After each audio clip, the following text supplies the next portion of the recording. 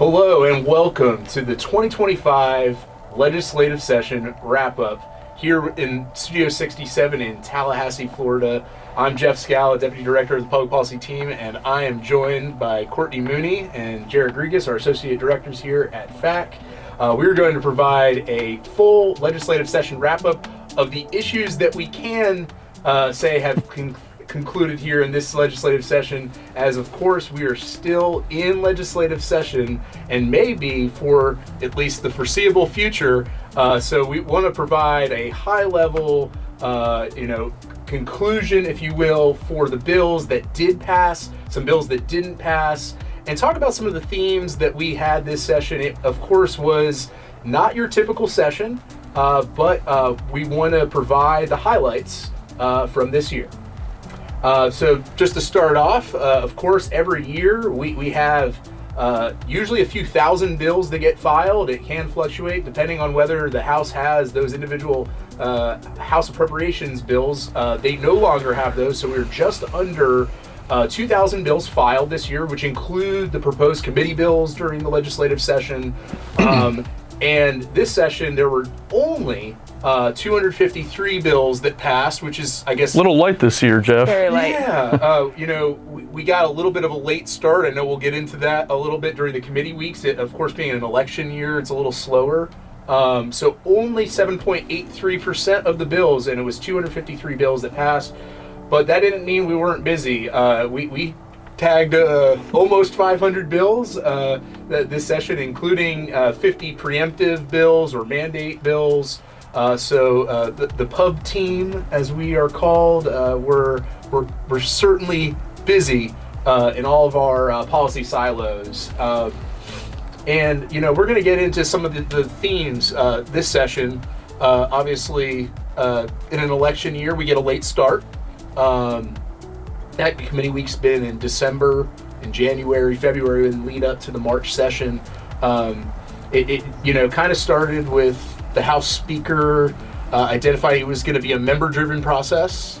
He didn't really identify what his major legislative priority was going to be. Kept things pretty close to the vest early on. And then held some task group committees that were looking at issues like hemp, insurance.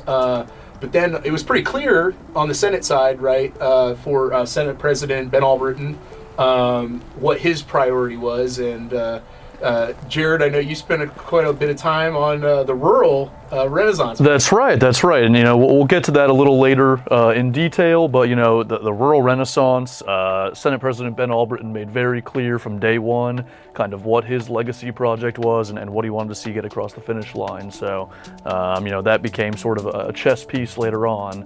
But like I said, we'll get into detail on that a little later on. And really just to be that lift up for our smaller counties, the fiscally constrained, and wanting a Senate president always tries to leave their mark, just like a speaker does. So we'll talk more about that. We are feeling that. The other main issue that we, of course, were dealing with this year was the calendar. And in those committee weeks, the 6 committee week lead-ups, we had multiple special sessions, some that lasted as little as a few minutes, gavel in, gavel out on immigration.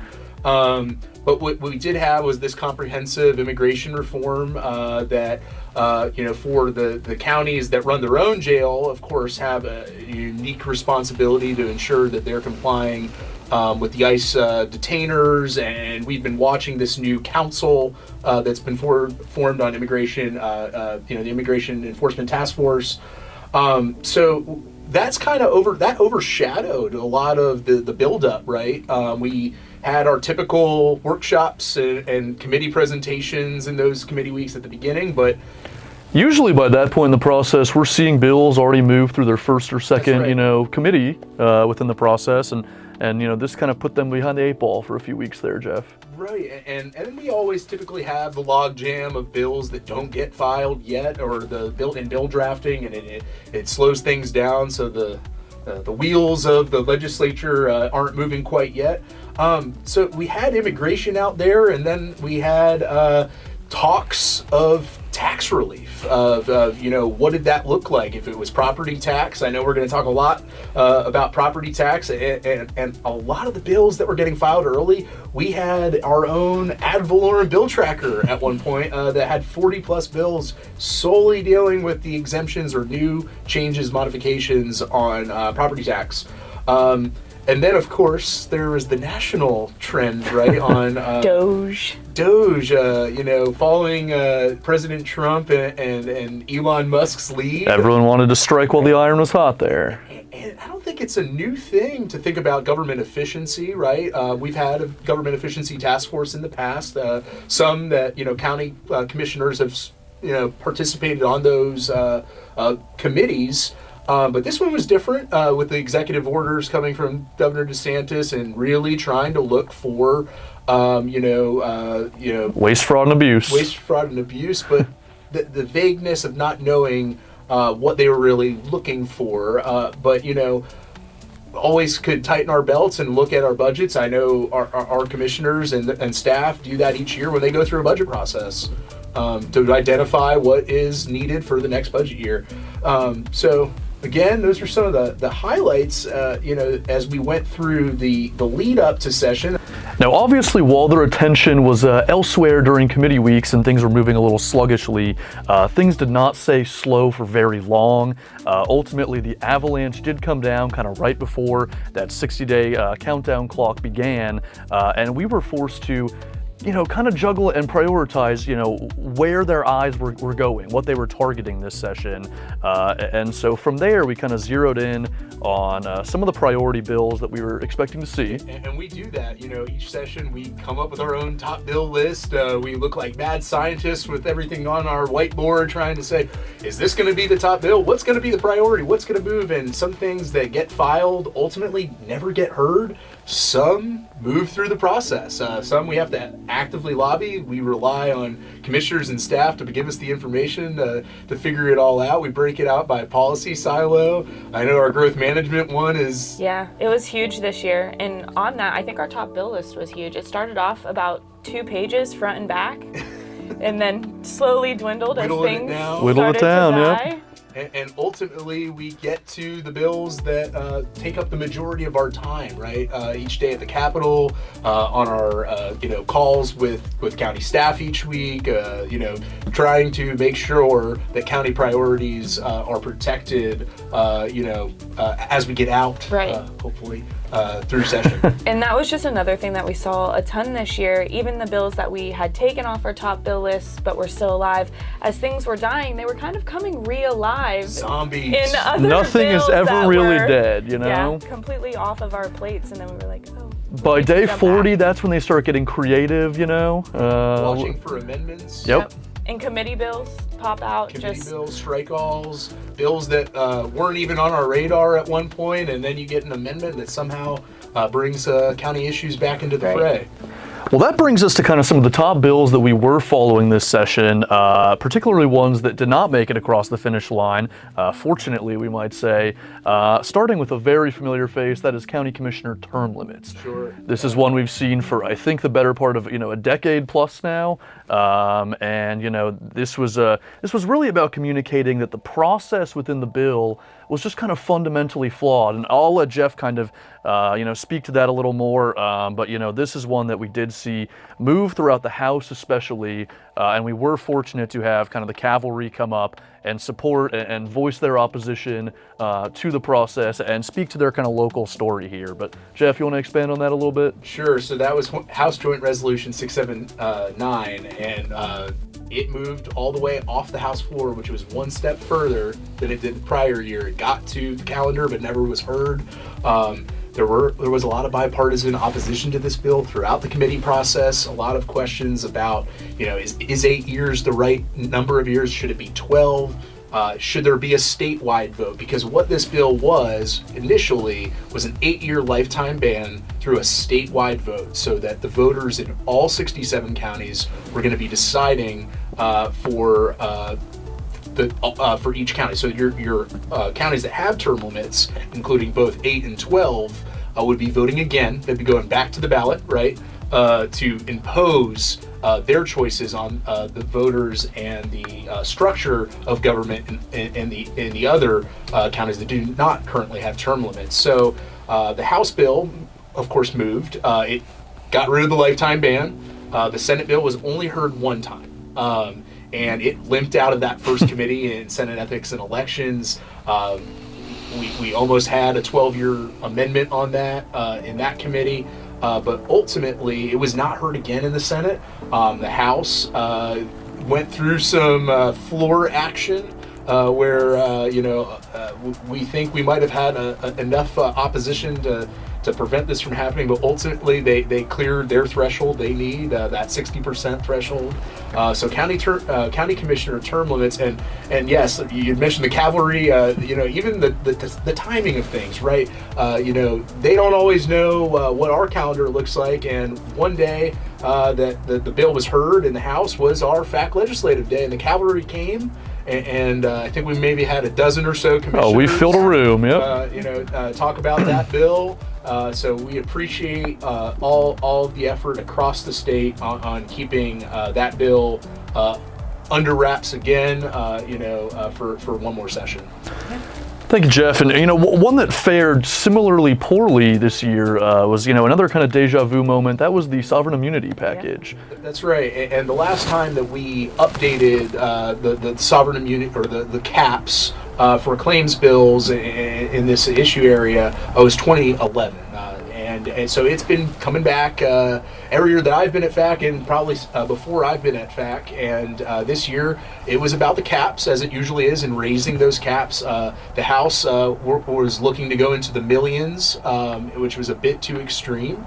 They also had what we were calling the back of the bill changes, with the changes to the process, wanting to make that a local process. Where they wouldn't need to go through a claims bill up here in Tallahassee. There were a number of other changes in the bill, but of course you need two chambers to pass a bill, and the Senate, they didn't play ball. They didn't even hear the bill. It wasn't heard in its first stop in judiciary. It was a bit of a surprise that it never received a hearing this session. So again, this one is going to have to wait yet again one more session. A bill that, when we were in our war room trying to figure out what bills are the big bad of session, 1118 was one of those that stood out as the annual growth management package. Courtney, tell us more about the hodgepodge of things in that bill. Yeah, so 1118 was the big growth management package at the start of session. It had this language about agricultural enclaves in it, compatibility within comprehensive plans. It had the impact fee language that ultimately did fail in 1118, but showed back up again in 1080, which we will get into later. And then it had some infill language about everything being the same in an infill. Yeah, and this kind of just follows this ongoing trend, since the legislature has gotten rid of the Department of Community Affairs a number of years ago, that each session the legislature convenes the Legislative Planning and Zoning Commission from Tallahassee, and wants to make the decisions that you all make in your P&Z boards and planning commissions every few weeks up here in Tallahassee by legislative fiat. So they've wanted to take it from you, do it all themselves. Right, and really just change the structure of what your communities look like. So I don't think those issues are going away. And they pop up in other bills. They do pop up in other bills. I think it's something that we're going to see for the next few years, just this whole growth management and how do we deal with the population of the state just growing every day. That's right. So on that, another big thing that we saw this year was taxes, between property taxes, local option sales tax, business tax, TDT tax. Well, and as you'll see here, everything kind of circles back to property taxes in the end game here. But Jeff, you want to take us through kind of local option taxes and how that kind of morphed over the course of session? Well, again, this is one where when we saw it get filed, we weren't sure how serious the idea was, because what it was asking is that each local option sales tax needed to go back to referendum every 8 years. They were seeking some sort of voter buy-in, but of course these local option taxes have to be approved by voters, are approved by voters. And we were concerned about the sunset of some of these, including some of the transportation surtaxes that have already been approved for a given period of time, and it would confuse voters. So, can you expand a little bit on that? How that would confuse voters when something's already in place for 30 years? Right. So let's say a county went to the ballot in 2022 for a 20-year term, right, for a transportation surtax. It was going to go to 2042, or sorry, it would have been implemented until 2024, but then go till 2044. Under the bill, they would have been required to go back to the ballot by 2033 to reauthorize this 8-year thought process that they were going to need to reauthorize it. So if you've already voted for something in 2022 or 24 or whatever the year may be, you might be confused of, are we adding another penny here? It may be confusing to the voters. Those ballot issues already have some a shelf life for the shelf life, but also just confusion for the average voter. So that was part of it on this bill, but also what ultimately became the emphasis of the bill was on tourism development tax. And the House did a proposed committee bill at its last committee stop in the State Affairs Committee. It was the last meeting, when we get to week, was it 5 or 6 into session, we get the one day where there are a dozen proposed committee bills that come out on a Monday night, and they're getting heard Wednesday morning or even sometimes the next day. And on this one, they wanted TDT revenues, tourism development tax revenues, to be used for a property tax offset. So we went from talking about local option taxes, which can support if it's infrastructure or other uses, into talking about let's get rid of our tourism development boards and let's completely reform TDT, all in the blink of an eye. And it brought out, obviously the TDCs, in opposition, but united the industry, the hotel lobby industry, local governments, a different set of cavalry showing up. Sure, and that's a vicious cycle, right, Jeff? I think we did a study, or at least found something that said for every $1 of TDT revenue we spend, we're getting, $3 and $4 in return. And so if they're kind of kneecapping that levy, we're going to see less tourism volume in the long run, potentially. It would be a vicious loop or cycle of, deteriorating returns for something that Floridians don't pay, or if you're doing a staycation or visiting another part of the state, you may pay. But we in Florida take pride in our tourism industries, all the unique tourism sectors across the state, whether it's in Central Florida, South Florida, coastal or inland, or some of our ecotourism that we have. We have a very diverse tourism industry. So that popped up in House Bill 1221, and then ultimately the House tax package, which remains as part of in play. Yep. But of course, the Senate hasn't played ball on that issue as of yet. We've seen that a lot this year. The Senate wasn't having a lot of this. So, of course, we'll talk more about taxes. There's more to talk on that. Jared, one of the bills that we were tracking this session was on waste incineration and our solid waste generally. Can you tell us more about that pair of bills? Sure. And Jeff, this is one of those kind of frequent cases we see of a hyper-local issue where they're making it the problem of the entire state. And so the two bills, as they were filed, were Senate Bill 1008 and House Bill 1609. And early on, the Senate, I think, kind of ran out of momentum with that bill, and so the Senate sponsor, Senator Avila, decided to transplant a lot of the language from this waste incinerator siting preemption onto Senate Bill 1822. And so what we were looking at was essentially for any waste-to-energy facility or any waste facility in general that has an incinerator, they could not be located within, I think it was a half-mile of either a school or residential neighborhood, and then that was I'm sorry, let me correct that. It was a full mile on the Senate side and a half mile from the stack of the facility itself. And so, to be clear, in this case, I think a smaller setback for that is actually better. It would allow the county an additional kind of menu of options as far as where they want to site these facilities.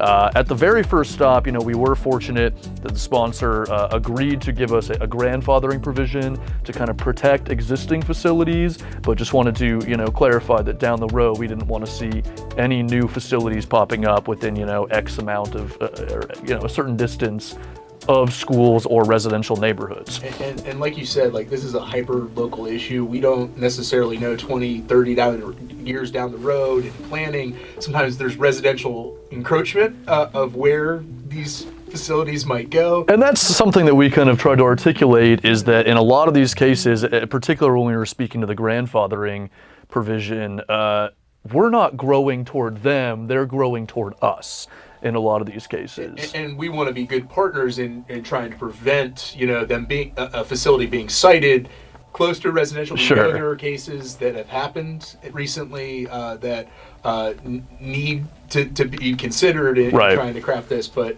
again, when you try to look at a statewide policy to something that... Yep, and I think that was our messaging, was kind of, let's leave this to the local government and the community itself to kind of gather the stakeholders and decide what's best for where they want to site this thing. And then kind of late in the process, very late. This was on the floor, and it had us looking up how many times can a bill bounce back and forth between the two chambers, because what kept happening is the Senate adopted some kind of problematic amendments that expanded the scope of the bill to deal with landfills as well. And what that amendment said was that any landfill that wanted to expand into new cells would have to modernize all their existing cells up to current DEP standards. And a lot of these facilities were open in the 1970s and 80s. Their lining, that sort of thing, is outdated by now, and so they would have to go into all their cells that they've already closed, excavate, the volume of trash that's already in there, replace the lining, put it back. This would have been a just astronomical cost, heavy lift. And of course, that's the problem of trying to legislate on day 58, 59, and even day 60, when there can't be a deliberative committee process and review of what the real impact is. And, those amendments come out on the fly, and we sometimes have minutes to pull somebody off the floor, try to get the information into the members. Well, and so in this case, this was kind of a no-win scenario, because it's like, well, we can't send our trash to a waste-to-energy facility, and we can't send our trash to a landfill. Where do you send your trash? And you're potentially sending it to other counties, out of state even, which is once again a cost. It's a burden on the roads with more of these haulers out there. So fortunately, we were able to convince the House sponsor of the bill to kind of hold the line and not take up that Senate amendment. And ultimately, that was the kind of kiss of death for the bill, fortunately. But this one did have us working until, the 11th hour there, so. With that being said, we will shift gears once again back to property taxes. Jeff, I will let you talk about the what we're calling kind of the rental homestead measure. I'll say it was a bit of a doozy.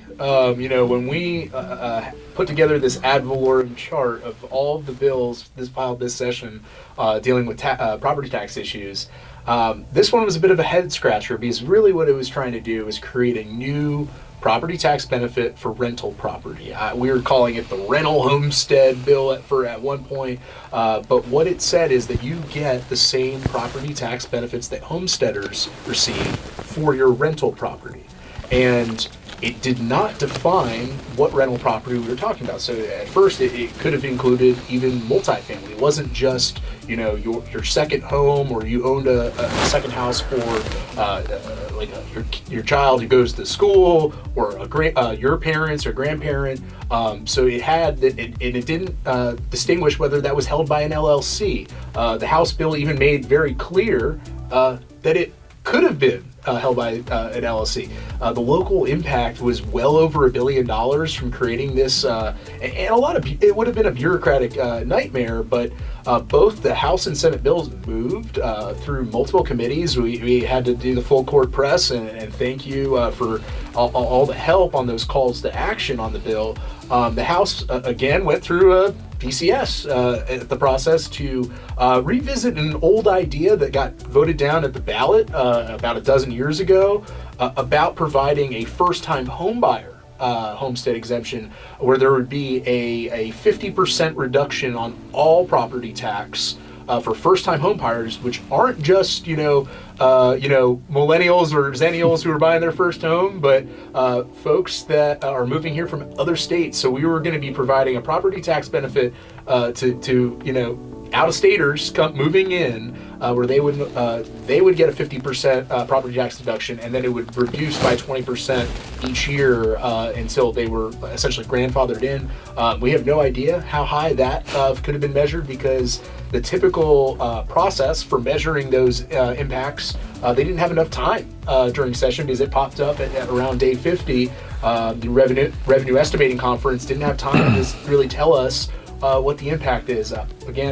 Ultimately, these were the set of bills that didn't get passed. So now we kind of want to take a transition into the bills that did pass, bills that we worked all session. The last year and over the last several years, we've had a number of hurricanes that have impacted the whole state. This past hurricane season was one of our most busy hurricane seasons. With Hurricane Debbie, Milton, and Helene.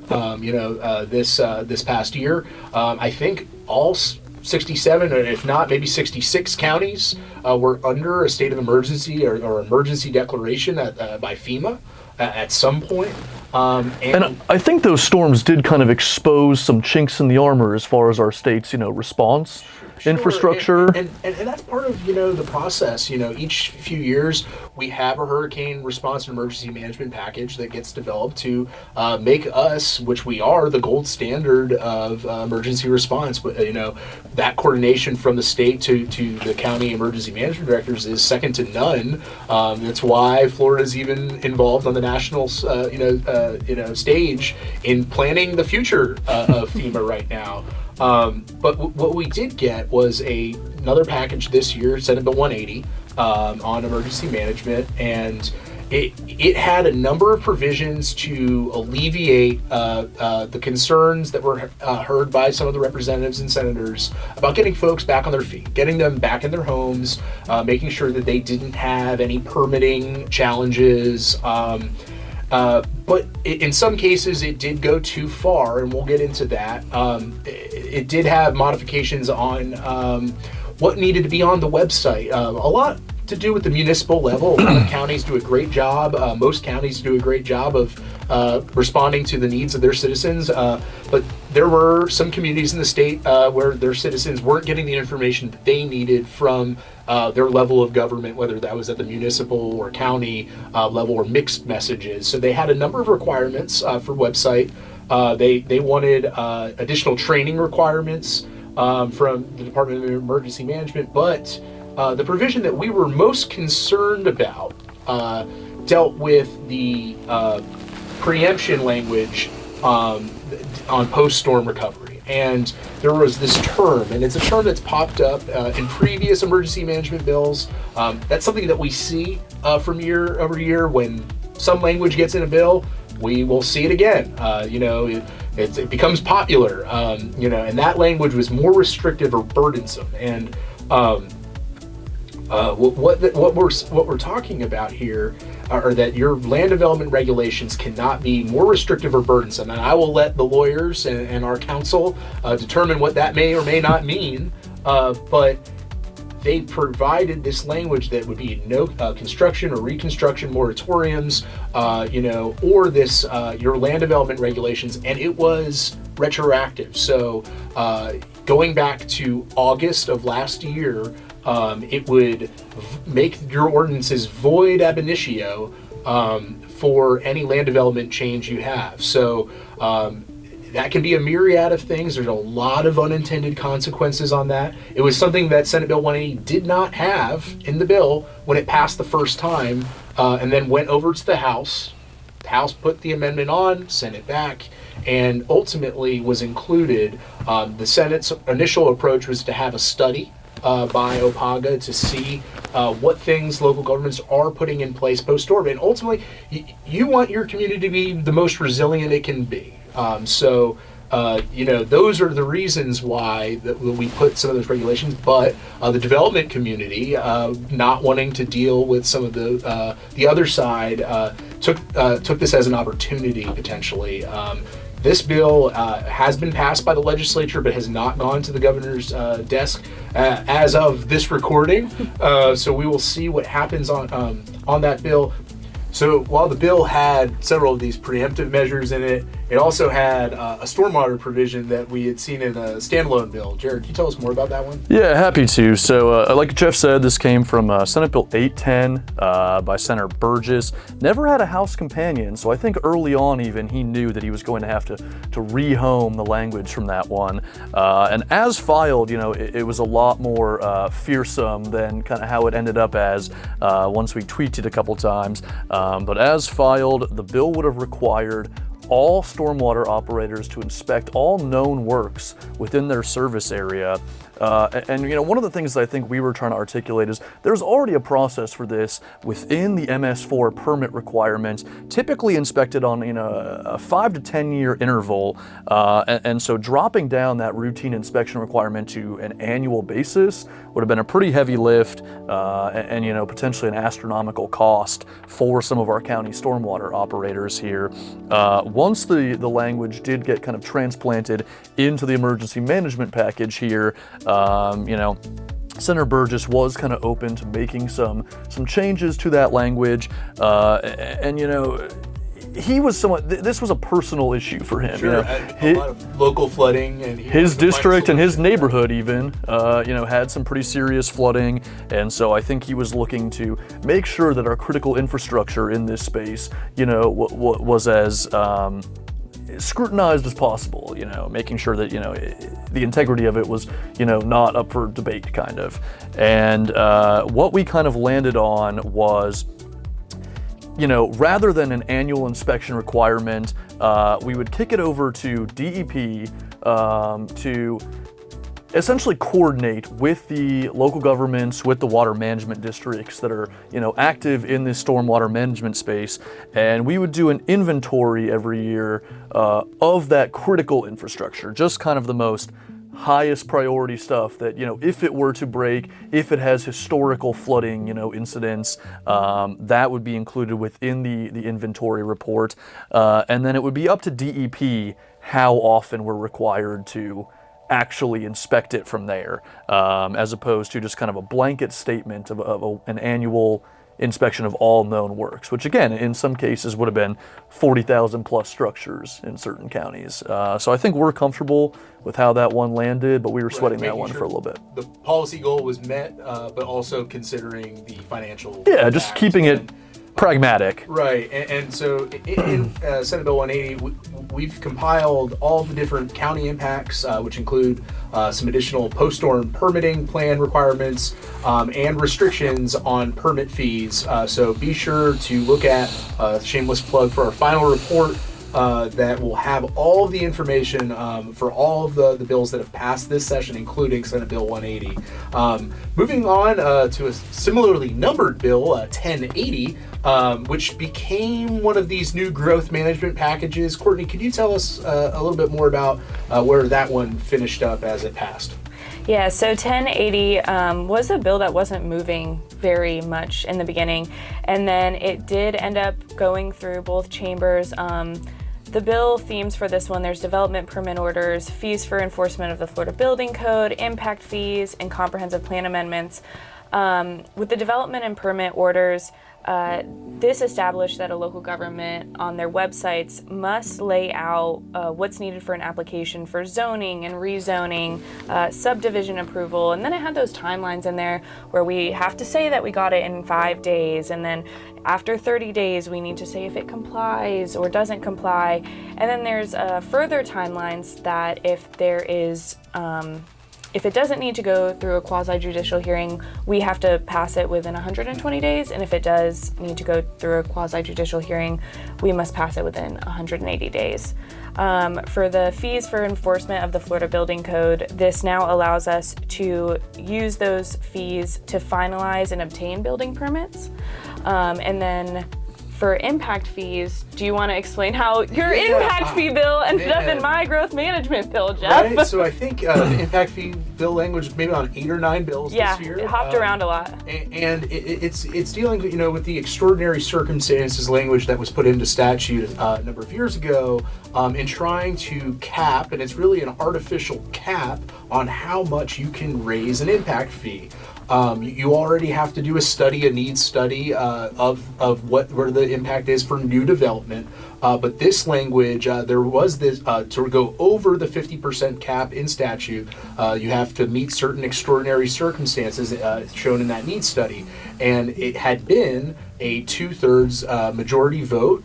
What the legislature was trying to come up with was a series of metrics. And when we looked at those series of metrics, I don't think any county met them. Not even some of our they were population growth and different. So even our fastest growing counties like Polk County, fastest growing county in the country. Yeah.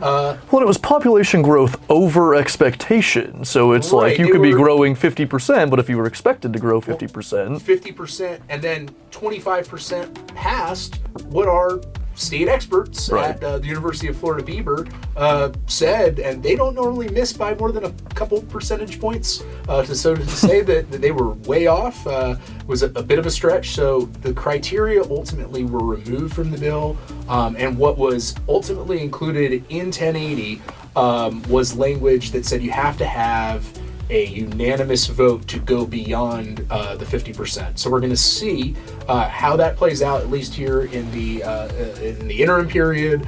We expect future changes in this space. So, of course, as we do each session. Perfect. And just the last piece on this, the comprehensive plan amendments. This just makes it so that we have to hold a hearing for the amendments to these comprehensive plans within 180 days, and if we don't do that, they're withdrawn. Got to start all over. So.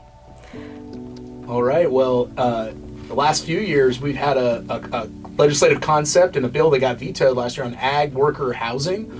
There is a dire need in the agricultural community and industry to provide additional opportunities for the siting of ag worker housing.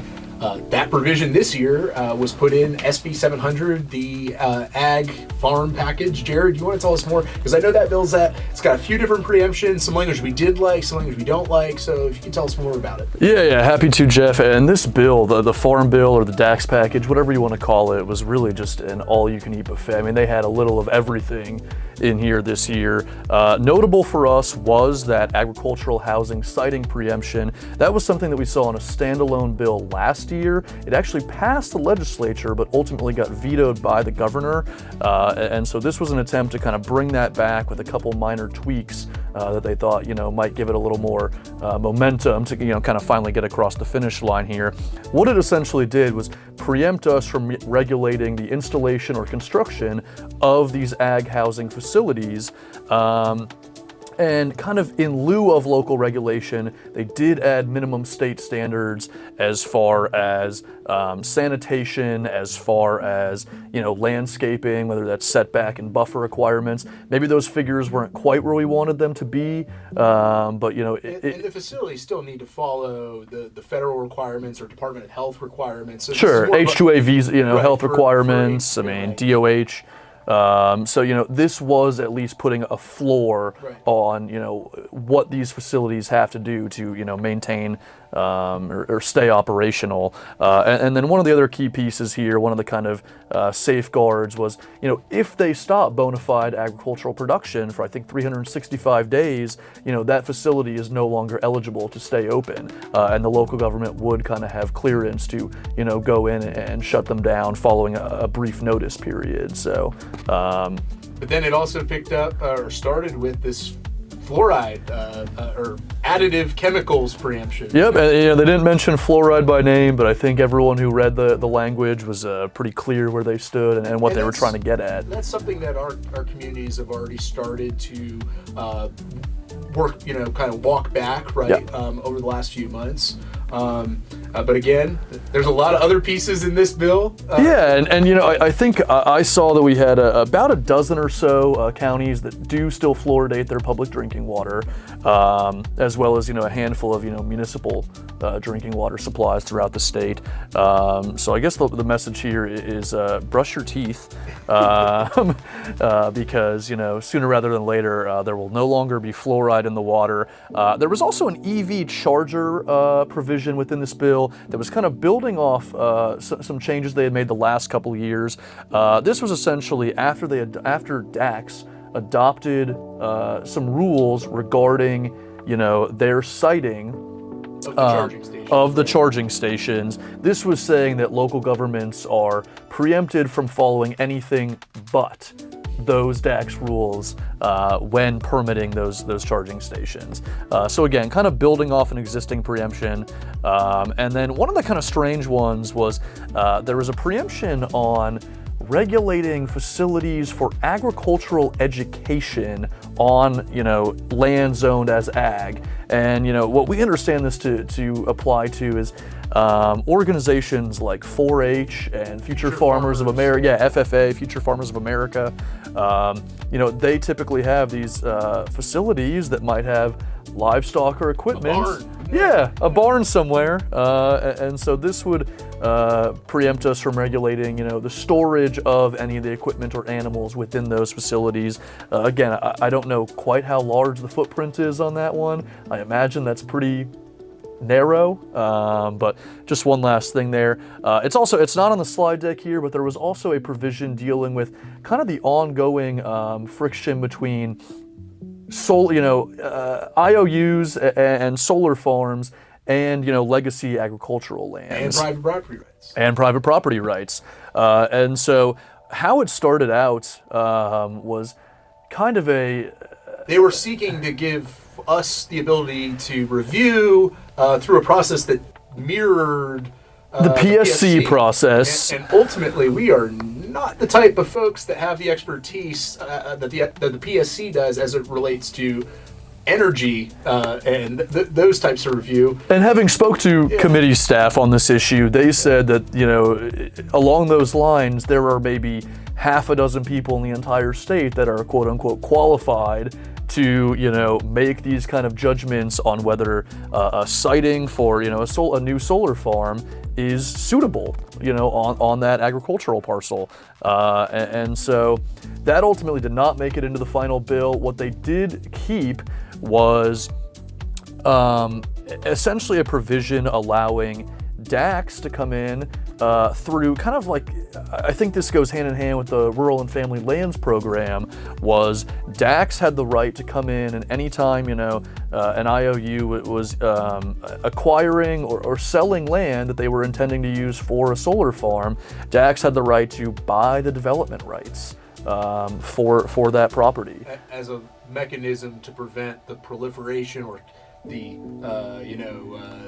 concentration of all these solar farms. Yeah, and just a way to, I think DAX obviously has a vested interest in making sure that, they maintain a certain level of agricultural production in this state.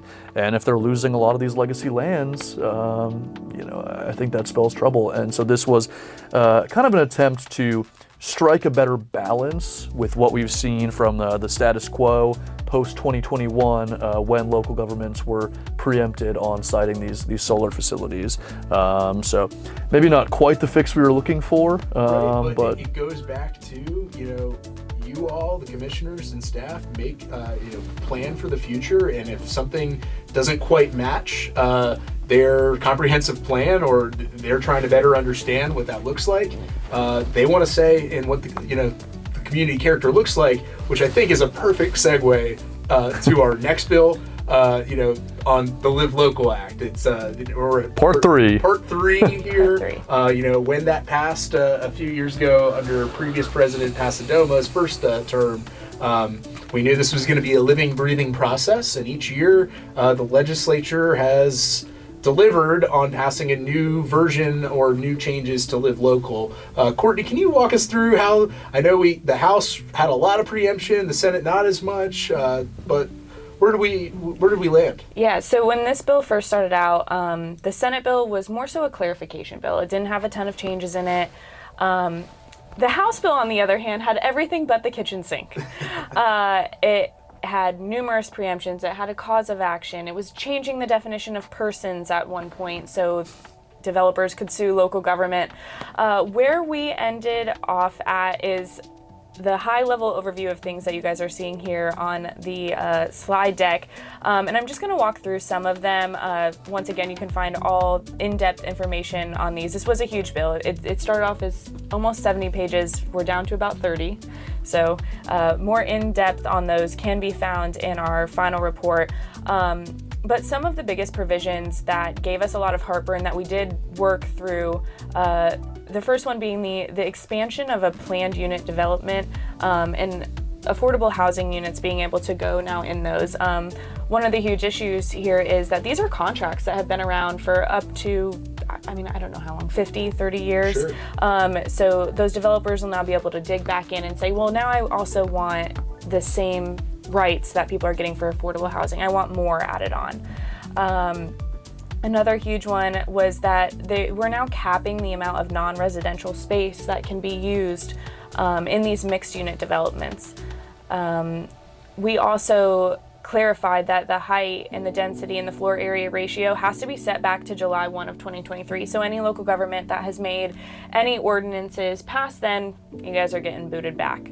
The administrative approval process, this was another big one that got added in maybe in the beginning, somewhere in the middle, but if we just have to administratively approve these affordable housing units now, which kind of takes out that public hearing and the community aspect. They really want that taken out. They just want this to be straight administrative approval anywhere that they can get it. The reduction of parking, it started out as a big 20% reduction of parking. It wanted to take away any requirements that it had to be near public transit or any of that, but we did land on just 15% reduction if an applicant applies for it. And developers know who their audience is, of who they want to come live in their units. So somewhere in Miami-Dade, they might not need this parking, but in a more rural area, they know they need the parking. Lawsuits now brought under the Live Local Act, there has now been a cap of $250,000 for recovery fee of those lawsuits. There was new definitions brought in for commercial use, industrial use, mixed use, so to kind of blanket across the state so the developers knew what arenas they were playing in instead of every community having a different definition of what these were. There are protections for the Waikiva protection area and the Everglades protection area. Another big one is this building moratorium, that local governments may not impose building moratoriums for the delays of permitting and construction. We are allowed to do building moratoriums, but we are only now allowed to do them for 90 days, every 3 years, dependent upon a study, if there is a need for that, or if a developer wants to go build somewhere and there's no water or utilities ran, we can say, okay, you need to hold off until we can get those things out there. And the last few things is just the submission of an annual report and just tiny submission of an annual report. So, I mean, again, the main concepts here is that it was the Planning Zoning Board from Tallahassee trying to get their, tentacles or allow developers to have some sort of uniform standard for additional, development, more units to the PUD issue, walking back and saying, hey, we want some more density here. Yeah. But at the same time, where the bill started to where it finished was drastically different. And ultimately there was another bill that dealt with changing the property tax changes for Live Local, the opt-out provision for the missing middle. Right. That did not pass at all this session. There was a provision in the House bill that is included in the tax package, so we don't know where that is yet. But again, they're kind of each year trying to change where we're heading. For affordable housing. I'm sure we'll see it again next year. I don't think they're done yet. So. Brittany, thank you for that update. And I think last but not least of the ones that we're kind of really focusing on today is House Bill 703 dealing with utility relocation.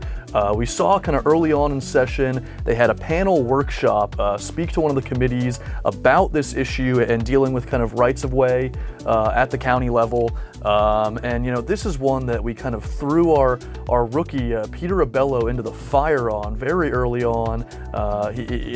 We haven't seen the technology silo have this much action in a couple years. But Jeff, you want to speak a little more to... Someone on the team and the whole team at one point had to do something about it. Something about it. House Bill 703, utility relocation. This was a bill where the industry was seeking reimbursement for when they need to move utilities that are located in the public right-of-way. And initially, they were seeking full reimbursement by the local government. And when we did a survey of all local governments through FACers, our affiliate, our county road guys, and public works folks, they told us it could be anywhere for $50,000 to $250,000. Some estimates said $1 million per mile to reimburse the utilities, specifically internet service providers, ISPs, for moving, their utility the right away. Where we ended up, we weren't really getting much help from the legislature. We weren't really getting, much help. So we had to find a compromise, and what that compromise was, it established a utility relocation reimbursement grant, which is going to be administered by the Department of Commerce. We think that probably at the Office of Broadband, since they typically work with the ISPs. But what it does is that it takes it specifically takes $50 million that was earmarked from state CST that ultimately joins the pot of funds that gets distributed for the local government half cent in a local distribution. So there is a portion that ultimately flows down to cities and counties, but it's part of a larger pie of revenue. So that $50 million, what will happen is that the ISPs will still be on the hook for the relocation costs, but they're going to set up this reimbursement grant where they'll apply to get those funds recouped. What is in the bill is that specific language in multiple places that says that the local government is not responsible when the funding ceases. So we're going to see how this works out. The $50 million price tag was pretty hefty. But ultimately, the potential cost on and who knows how many road projects you're going to have and would be subject to this. So we probably dodged a freight train coming our way of the potential costs out there. So this is going to be one that we're going to see the development. And if we need to revisit it, it obviously still needs to be signed by the governor, as some of these bills have. But just moving to a list of additional bills, we tried to give you the some high level takes. We on the screen here, these are some additional bills that passed and failed. I do want to flag one that was in our legislative action plan. Well, first there was the recycling bill that we've been trying to get new state standards. Yep. But then additionally, one that didn't pass, the public records bill for county administrators and managers, while being heard a few times. Ultimately, the legislature moved with a different public records bill, which is for all elected officials. That's from city all the way up to the governor, which includes county commissioners. That did pass. Again, each of these bills will be included in our final report. Yep. You can see that detailed county impact. So if you have, want to know more about those bills, be sure to read the fine print and get up on those bills. But just getting to our wrap up here, I wish we could wrap up. I know. I think the thing is, where are we now? Jeff? Jared? What's going on? Well, the legislature took spring break. And we're still in week 12 of session. I saw a House calendar say week 13, and I'm like, what is that? That's bleak. Yeah, what is that? I think we've That's gone really out bleak. to sail on our cruise ship, and we're not returning to port. And you know, one of those big bills that still, of course, it's the budget and the tax package. The other, and we haven't had a chance to dive into the particulars, but on rural renaissance, you know, it's included in the call. It was included, and just to take a brief step back, I did want to clarify that everything that was, you know, still alive at the end of session when they adjourned on day 60, dead in the water unless it was included in this call going forward. Which were the budget bills, the, you know, tax package, doc tax, stamps, and the House proposal for a sales tax reduction was included. And then once again, the Senate president's priority was the rural renaissance package. This is something he was kind of championing throughout the summer and fall. And, you know, really early on, I don't know if this was necessarily a strategic misstep, but he kind of led on what his big priority was from day one. Week 1 or week 2? They fast-tracked it on the Senate side, and what specifically it did is it included about $200 million in appropriations, primarily for rural grant programs, particularly dealing with community and economic development. There was one that was even, you know, a population growth stability, you know, grant program, you know, trying to attract people to businesses in these communities, keep residents local as much as possible. So a little over $200 million in appropriations, as well as a handful of kind of sleight of hand with the you know, certain trust fund revenues where they're redirecting it from one source to another, you know, and I think the thing that we were really monitoring early on is this was a bill that was going to be very easy for us to get behind, assuming that they weren't robbing Peter to pay Paul in certain cases. And so we wanted to make sure that certain counties' gain was not at the expense of other counties. And I think once we kind of tweaked one or two things, we felt comfortable with where the bill was at, that it was, you know, just an overwhelming net positive. And especially for those fiscally constrained. Especially for those smaller fiscally constrained counties.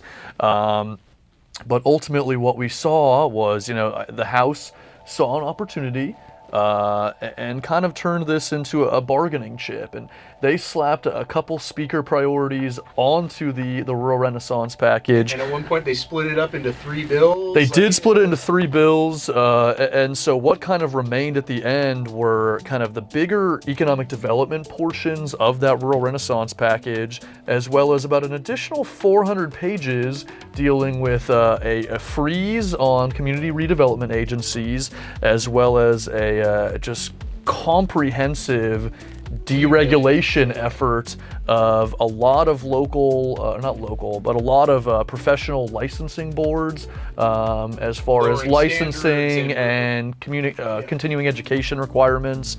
So those were 2 things that the House Speaker was saying, you know, call my bluff here. You know, if you want your rural renaissance, right? It was the gamesmanship that went on in those last few weeks, and it unfortunately continues. You know, it had you know, the start with the dereg and CRAs, and now the Senate did not blink. You know, into not only those bills but the tax package, right. And you know, the House's big proposal, the big splash mid-session that was supposed to go along with the budget, was this historic state sales tax cut. It was a 0.75 sales tax reduction across the board. It didn't have impact on our local option sales tax, but the Senate never really wanted to move in that direction. They looked at business rent tax, which is a sales tax, you know, reduction. They looked at clothing, you know, clothing and shoes that are under $75. You know, these were the things that the Senate, you know,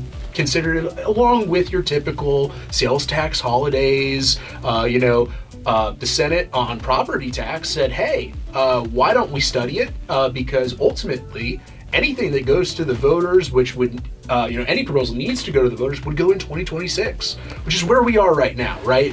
The interim period, we can't do anything to the ballot. So, and Jeff, I think one of the things that was hard to reconcile was just philosophical differences from each chamber. The Senate's big priority was, you know, a major spending bill, and the House's big priorities have overwhelmingly been, revenue cuts across the board. And so to kind of make those you have to have work in the House's world. You had to have both. They were looking at that reducing recurring spending. The governor's initial proposal came in $1 billion or more less than his last budget. The House was trying to go, I think, in the realm of $5 billion less than that. The Senate found a few billion to cut, but ultimately, that's where we're at in this impasse. It's the tax package. Will there be a tax package? What's in the tax package? Is it the would it be something that concerns local government, like on TDT or Live Local? These are all big questions that we are trying to find out what those answers are. And we're running out of real estate here. And that's right. So what they did in this continuing resolution, the last day of session, was extend to June 6th. And the House has already come back to extend through June 30th, at the end of the state fiscal year. The Senate hasn't. So it remains to be seen if we will cross, the point, the horizon, the point of no return. But ultimately, if we make it to July 1, it would potentially be staring down the barrel of a government shutdown. If not for other extraordinary legislative maneuvers that could happen, maybe by the governor. So. Yep. But on that note, we just want to say thank you to everyone for following along this session. We just wanted to point out a few places that you can find anything else that you might need. We do have our final report that will be out shortly. We have our bill tracker that is also located on our website, floridacounties.com, just the Policy Action Center tab. And you can always listen to us on the podcast, Fact Check. And we will be live from our annual conference again this year, pulling people off the floor. So Studio 67 on the road. Feel free to come sit down with Studio 67. And for those of you that made it this far, thanks for tuning in. Thanks, everybody.